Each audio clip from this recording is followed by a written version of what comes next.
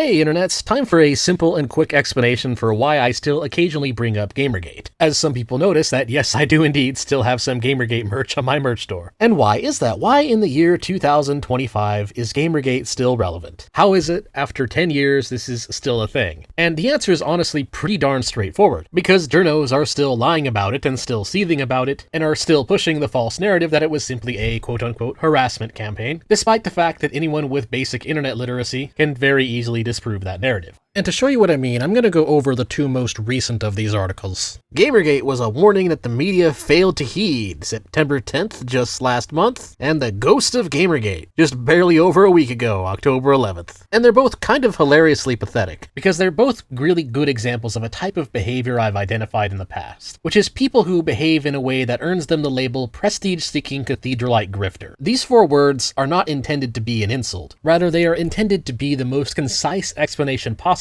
of a certain type of extremely disingenuous and neurotic type of behavior that is unfortunately very common among pseudo-intellectuals. Let's just start with the first one and you'll see what I mean. Because I mean, look at this headline. Before QAnon and MAGA, Gamergate pioneered a decentralized playbook for undermining the press. Wow. I could do probably an entire hour-long rant if I wanted to, on just the multiple layers of deceptions and false assertions and association fallacies in that headline alone. But to keep it quick, the main thing here is undermining the press.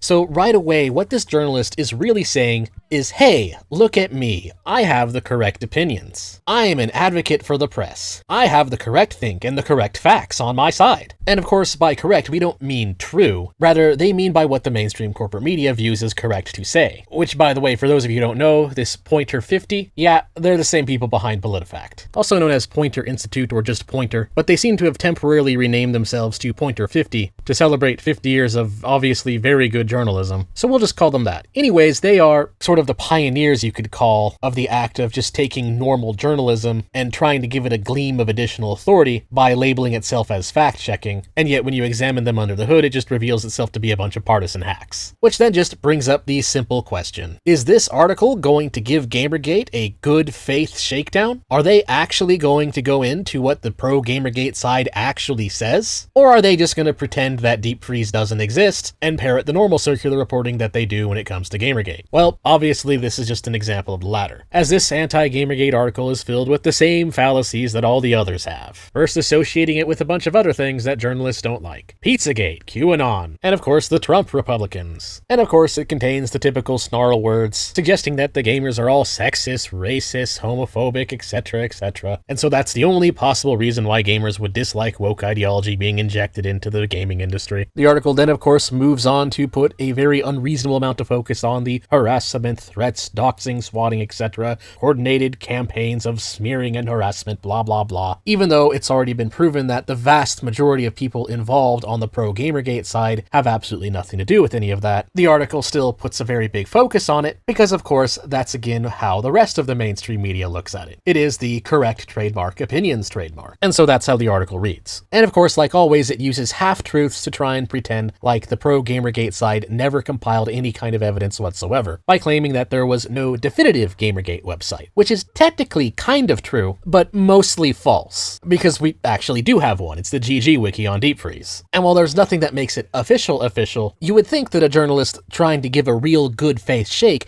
should at least mention it, or at least go over some of the thousands of problems that this wiki points out. But of course they never do that. They have to pretend that it doesn't exist, because that's how they maintain the grift. And then it concludes with a link to a 30-minute podcast, which I actually watched, where a couple of disconnected Gen Xers provide us with the brilliant argument that Gamergate had nothing to do with ethics because the claims were debunked, or in other words, the corporate journos are telling the truth because the corporate journos said so, and can thus be summarized as what I said back in my refutation of the Wikipedia article on Gamergate. There are no ethical problems or issues with corruption within gaming journalism or the mainstream media, and anyone who disagrees is a sexist bigot. Sources: gaming journalists and the mainstream media. Round and round the reporting goes. Where does it stop? Nobody knows. Overall, the only thing thing unique about their message was that they threw a few clickbait sites like Gawker under the rug, which I will get into why I suspect they did that after the next article, the one from Slate, just a week and a half ago, and it is somehow even worse than what Poynter had to say. A new video game sparked fury and accusations of wokeness in entertainment, but we've played this game before, and it's boring. Which is kind of ironic that this journo calls it boring because it's a pretty blatant case of projection. Because when you read the article, it's actually the article that is boring. It's basically just your typical complaining about gamers complaining about wokeness in video games, and blames it all on Gamergate by strawmanning as hard as possible. With the typical expected conclusion, this issue of right-wing men attacking minority creatives and characters in video games has been going on for well over a decade at this point, and is unlikely to fade away anytime soon. Which is ridiculous because it misses the entire point of the conversation. When people are criticizing woke ideology in video games, it's not because they dislike minorities, it's because they dislike woke ideology. And this journalist is just effectively pretending like that's not a thing. Kind of reminding me of a recent post I saw go viral on Twitter. It's amazing how much leftist discourse is just them pretending not to understand things, thus making discourse impossible. That is effectively what this piece of journo slop from Slate is. Because when you read the article, it's not so much what it says, as it's very typical stuff. The real problem is what it doesn't say. It doesn't really seem to give any kind of fair shake to the debate over woke politics or not, nor does it include any kind of understanding of what wokeness is, as evidenced by this little slop line right here. Regardless of their justifications, I think it's pretty clear the difference that they're upset about is that this time the main character is a woman, played by a non-binary actor, which again is just a blatant strawman argument and intentional misunderstanding of what criticism of wokeness is. It's very obvious that gamers do not actually dislike strong female characters in video games, as evidenced by the large number of games that have strong female characters in them that gamers don't complain about. The problem has to do with why a character has been designed a certain way and why a story has been written a certain way. Like in the case of woke puritanism, the main issue is when a character is made intentionally unattractive for the direct purpose of saying male sexuality bad. It's just thinly veiled misandry. So it's not so much what the thing is, it's why the thing was made a certain way. That is the key issue of the debate, and that is what this journo is pretending to not understand. Or to give a further TLDR of the Ghosts of Yote drama and criticism, for what I saw, the issue is that the characters and story of this game were specifically written and designed to appease far-left activists,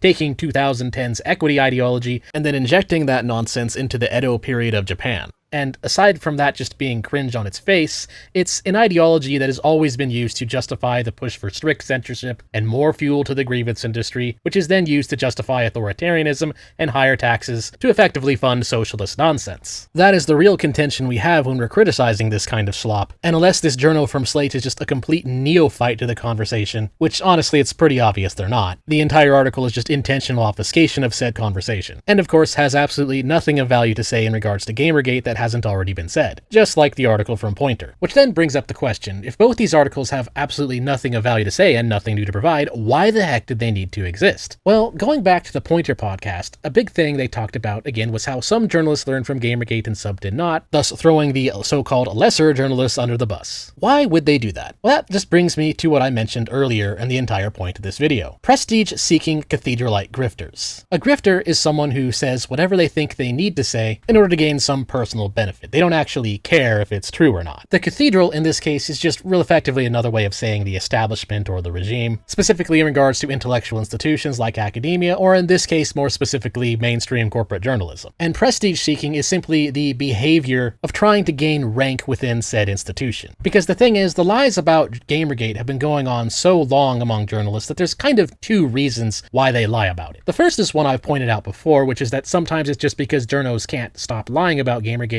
because they've lied about it so much that to admit that their narrative was false would discredit themselves too much, so their strategy is to just never give up the con and to just keep lying about it until the lie becomes true. They effectively can't stop lying about it because they've lied so much that their only choice is to double down. But the other reason, and the one I really want to emphasize here, is that mainstream corporate journos tend to measure themselves by this concept of reputability and rank. They're always measuring each other up based on how many major publications view them as quote-unquote trustworthy in order for them to publish articles on their platform. Which, on its face, this concept of reputability isn't really bad. The problem is that in practice, all it really ends up being is just reinforcement of whatever the accepted narrative trademark is. And the Journo take on Gamergate is just a prime example of a false narrative that has been canonized as part of said accepted narrative. So these Journos are really just saying whatever they think they need to say in order to gain Cathedral rank so that they can wear the badge of being a quote-unquote reputable journalist. That, in essence, is what a prestige-seeking Cathedralite grifter is. It's a person willing to say whatever, not really caring whether or not it is true, in order to gain or maintain prestige within our established institutions. And so these Journos don't actually give a crap about the truth of Gamergate or engaging in any kind of honest discussion about woke ideology. They're just saying whatever slop they think they need to say in order to further their careers. And that is why Gamergate, unfortunately, still remains relevant. Anyways, that's all I have to say. Just a simple quick rant. Please like, share, comment, subscribe, and yep, hit the little bell. And you can support me in the creation of my content on Ko-Fi, Subscribestar, becoming a member of the channel, or by just buying some merch. Which, yep, the Gamergate shirt is still on sale. So yeah, thanks again for watching. That is all. Till next time.